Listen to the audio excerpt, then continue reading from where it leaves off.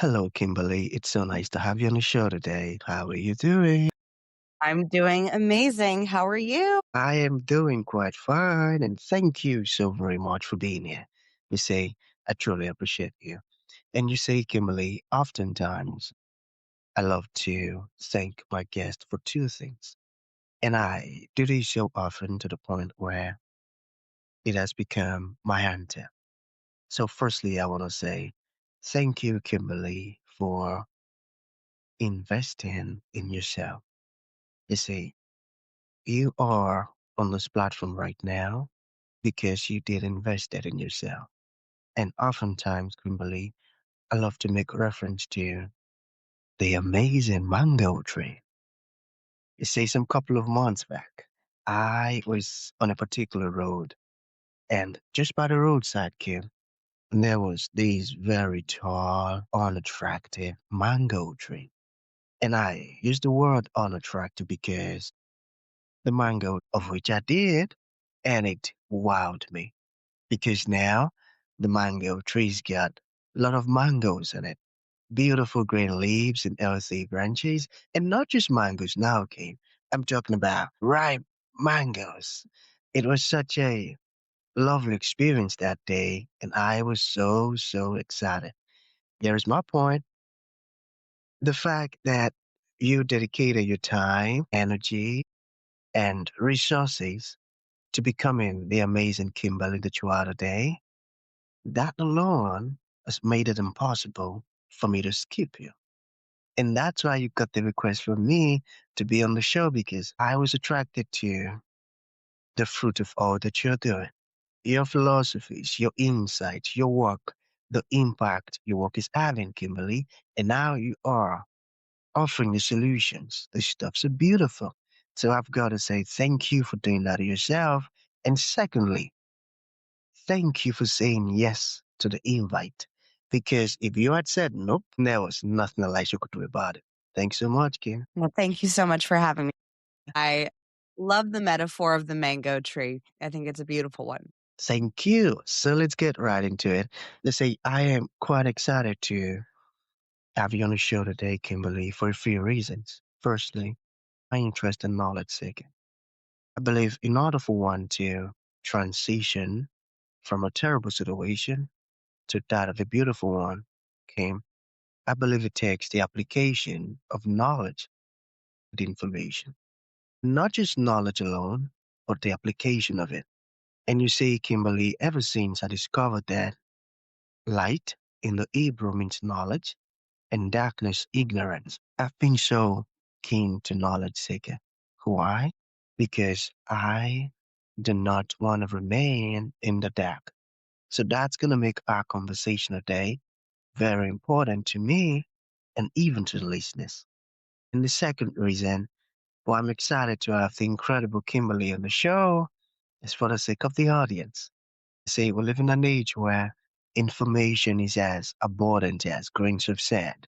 We've got lots of information flying out there. So these folks trust me for quality, eye-opening, and very important information, of which I am totally convinced, Kim, that our conversation is going to be insightful and impactful. So for that reason, let's get started with your introduction. Talk to us about your personal or professional journey, because right now we are so curious. We want to know how Kimberly got here. Then afterwards, I've gotten some beautiful questions for you. Okay, Kimberly, over to you.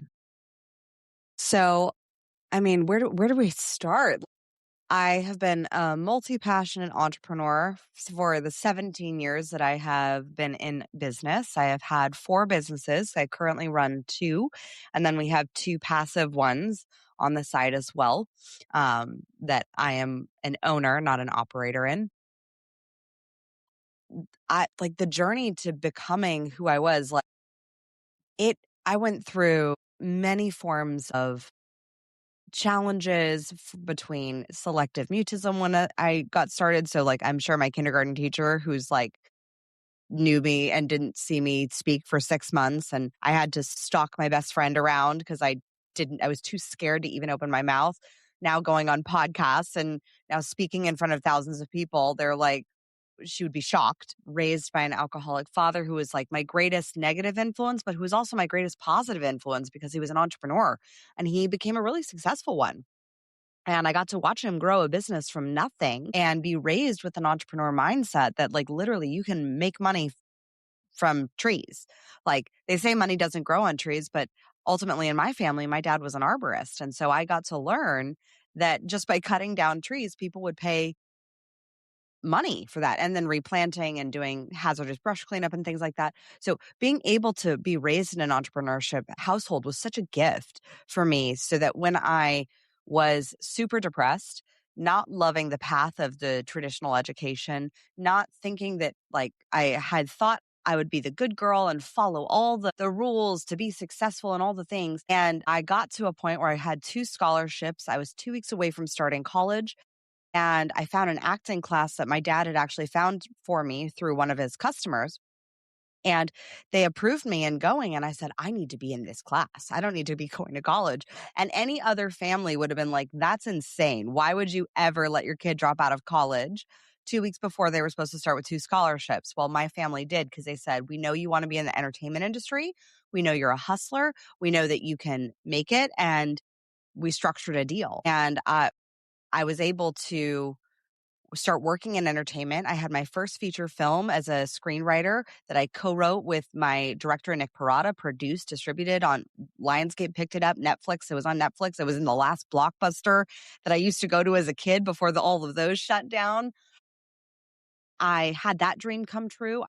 I became president of an e-commerce company at 24, and then was able to go grow that company with my business partner, get our product into all the major magazines and in New York Times Square, and, like, studios were picking it up. And then I dealt with a buyout process and I had a successful exit from that, like, right before my wedding. I was able to then launch my coaching business, like, about 10 years ago, a little over, and grow that to the success and the global brand that it has become today with Crown Yourself. And I feel like we're just getting started. And then we have our Communication Queens company, which is our consulting company. And I do this all with an amazing partner by my side, who is my husband. He's not my business partner. He is in our real estate ventures, but not in my own companies. And I get to do that with him and with my mom now, who is our granny, while raising 3 beautiful young children. Like, what a gift to be able to face all those trials from early on and transform them. But it never was like a pinpoint of, like, I have arrived, because I still don't know if I'm there. And I think that even when I get to there, I'm not even going to feel like I'm there, because there's always Right, right. another Everest. And so it's never about actually achieving, getting to the pinnacle, climbing Everest. It's not, I've learned that it really is about, who am I becoming on the day-to-day process? Like, how am I stewarding what I've been given? How am I honoring the relationships that I've created over 2 decades of being in business nearly? How am I being a role model for my kids? How am I, like, just today, I was sitting outside, I was getting some work done, and I had a discussion with my 8-year-old because he kept interrupting me, and I do. And I was like, okay, well, now this means we need to set some more boundaries, because I do need my focus time for work. And I'm very diligent about my focus time for work, so that when I'm with my kids, I can be fully present and fully with them. Mm. Like, I don't believe in multitasking. I think that's a complete waste of time and energy. I learned that early on, even with one child, because multitasking, I couldn't even, like, get out 2 emails without my baby crying. And I was like, well, this is a waste. I feel horrible about the emails. I feel, because they're coming out with typos, and, like, I feel horrible about my baby crying. It's like, this is not working. And so I made a decision early on in motherhood that I was like, I want to be really present with my kids, but when I'm working, I want to be in it and I want to be effective. And motherhood has just increased my level of effectiveness over the years. Beautiful. What an interesting journey, Kimberly. Thank you for not keeping all of this stuff to yourself and deciding to share the solution with the world. And I love that. And thank you for all that you're doing. So you use these words, crown yourself. What does it mean Mhm. to crown yourself? Well, if you think about royalty, like a sovereign of a nation, they are born from the moment that they're born, they are expected to lead and rule a country. Like, I look at my baby girl and she's 1 years old and I'm like, my gosh, like just the amount of expectation, the amount of unwavering faith that that is the person who is supposed to lead a country. I don't know if it's my in my children's dharma or purpose to be leading countries, but I do know that each one of us was divinely given gifts, talents, and dreams and desires that what if we were born with the expectation like that is our mission to fulfill? And instead of what happens to normal people on the day to day of like, oh, you'll grow out of that phase, or oh, that's not realistic, or oh, well, good, we'll see if you feel the same after 20 years in this industry. All the jaded comments that come along with sometimes growth, but unintentional growth. What if instead we intentionally raised leaders, and that starts with our inner child and our own selves, that any dream that we had or that we currently have was intentionally placed there by the divine for us to create and enact and build in this lifetime? And what if we actually surrounded ourselves with people, a community, a round table that were our mentors, teachers, guides to support us on that journey so that we would crown ourselves? I came up with the concept of crown yourself when I was in the Miss California beauty pageant. Yes, I was Miss West Burbank Well, in 2010. And I had overcome by then a 10-year battle with bulimia. And in the 2 years prior to that beauty pageant, I had found Pilates. I'd started my own business, freelancing as an instructor.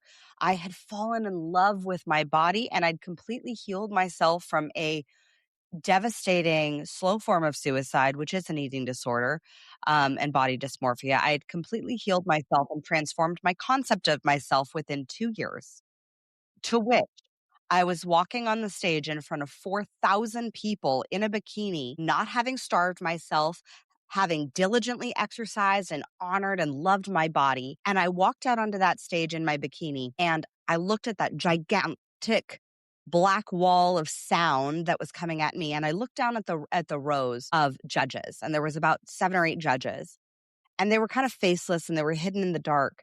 And I walked out, and in that moment, I knew I didn't need anyone else's validation for who I had become. I had become the queen of my life in that moment, and I had crowned myself. I didn't need the judge's approval to crown me or deem me worthy. I knew that I had crowned myself.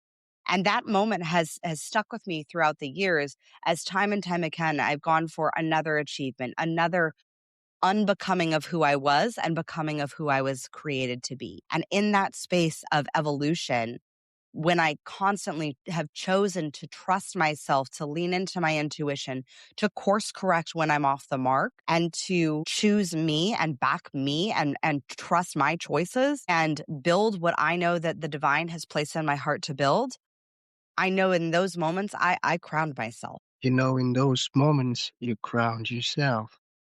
I got that. I got that. And I love the fact that you use the word divinely elected. So let us talk about faith. What role does faith and vision play in your success? Faith is everything.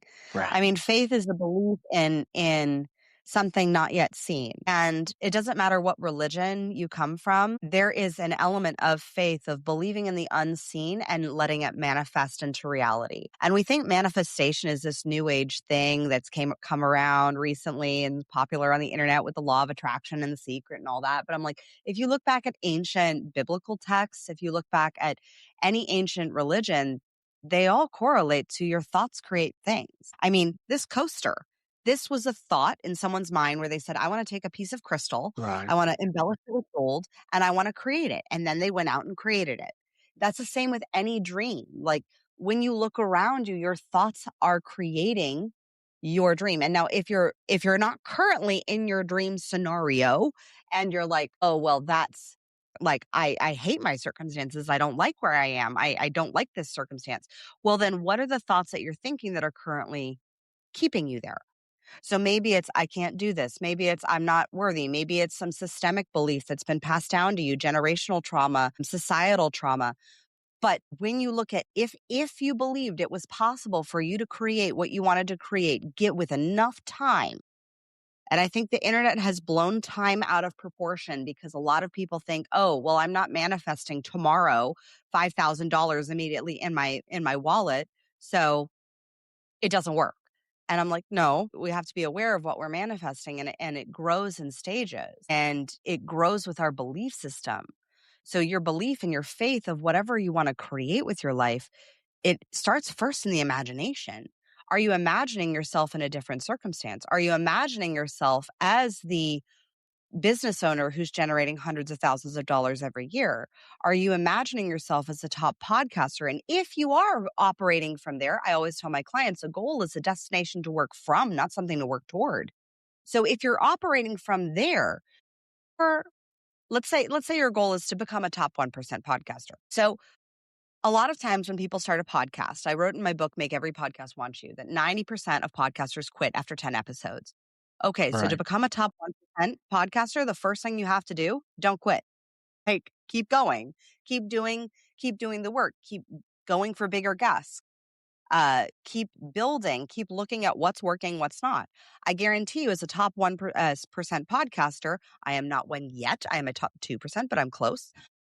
As a top 1% podcaster, though, I've met them, I've interviewed them, I've engaged with them. I see they're looking at their data, they're tracking their numbers, they're constantly posting on social.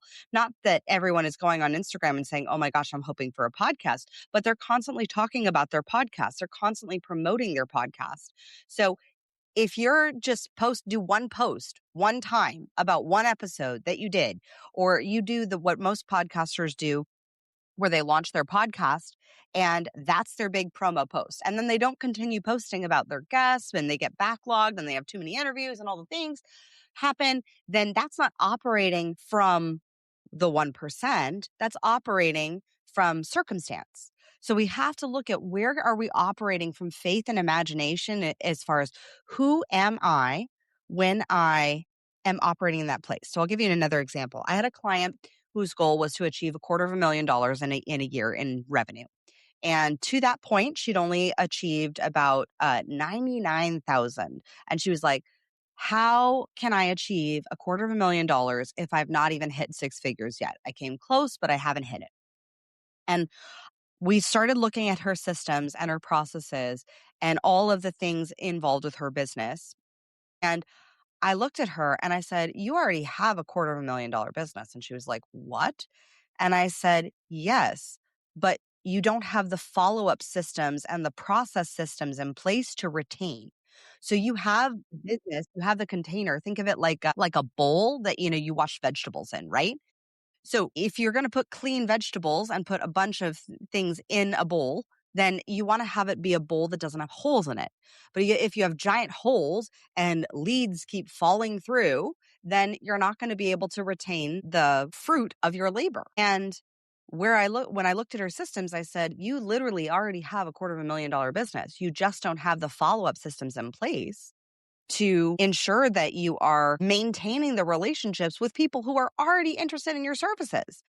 So we had to build some follow-up systems in our business. That was her operating from her circumstances of, oh, I'm going out and meeting people. That's circumstance. That was a $99,000 business owner versus $250,000 business owner follows up, continues following up, follows up until dead, has a system of follow up, ensures that people get into, not just into her system of follow up, but into her CRM, into a customer relationship management software, that they are constantly building down that relationship and nurturing that relationship to make sure people are genuinely taken care of so that she could serve them with her products and services.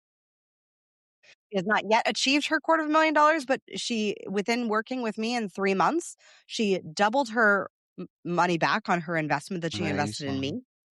She scored her top highest speaking engagement and corporate training. So her highest paying gigs, and increased her prices, which increased her profit margins by 40%. So Beautiful. that's operating from the goal, not running toward the goal. separating from the goal and not running towards the goal. Hmm, I got that.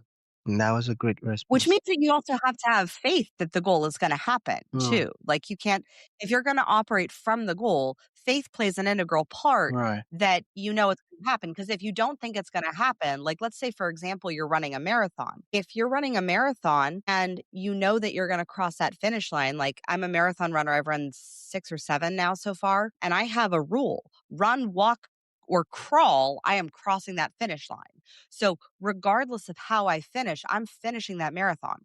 But if at mile 15, you're like, "Oh, well, my knee's hurting," and, "Oh, well, maybe it's not meant to be, and my knee's hurting, and I sprained my ankle," or whatever, and then you quit, well, then, of course, you're not gonna complete the marathon. And that's so true. That's so true. I got that. And I'm going to take that as a final thought, Kimberly. So, for folks who would like to reach out to you, learn more about the wonderful stuff you're doing, or they require service, or want to ask questions, how can that be possible? If you love what was shared here and you want more of that, then head on over to crownyourself.com/podcast and subscribe to the Crown Yourself podcast. We are growing into a top 1% podcast, and I am very excited for the growth that's happening this year. We currently are nominated for the best women in business podcast with the Women in Podcasting Network Mm, Awards. So subscribe to the Crown Yourself podcast and let's cross that finish line. I look forward to getting to a top 1% with you there. And if you want to know how to leverage podcasts and get on other people's podcasts and share your message and learn how to share your story, then go grab my book, Make Every Podcast Want You, at makeeverypodcastwantyou.com. beautiful. So that's going to be the end of the show, Kimberly. Thank you for coming and thank you for sharing this wonderful stuff. Thank you so much for having me, Elisha. It's been a pleasure.